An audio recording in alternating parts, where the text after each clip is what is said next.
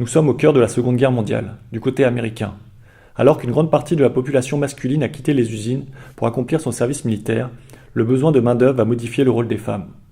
De 1942 à 1944, le gouvernement mène une campagne de recrutement des femmes afin de participer à l'effort de guerre dans les usines du pays.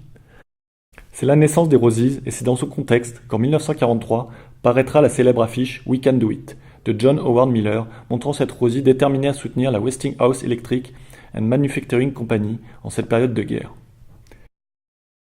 Bien entendu, les couleurs employées pour cette affiche font référence au patriotisme. De plus, les rouges, blancs et bleus sont soutenus par un jaune solaire qui vient exprimer à l'évidence un éveil.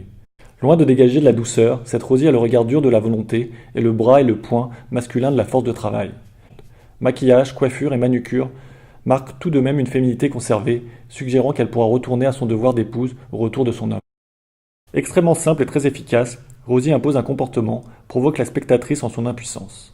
Refuser le message de l'affiche, ce serait d'emblée, pour elle, affirmer sa faiblesse. Outre l'image de Rosie, le slogan est également porteur de sens jusqu'au point d'exclamation « We can do it ». Le oui promet l'appartenance à une communauté de femmes spéciales, à l'image de cette magnifique Rosie. Le couple de verbes « can do » affirme la compétence, la forme et donc le pouvoir. Le it est une promesse de dépassement de soi. We can do it, autrement dit, ensemble, notre pouvoir est sans limite.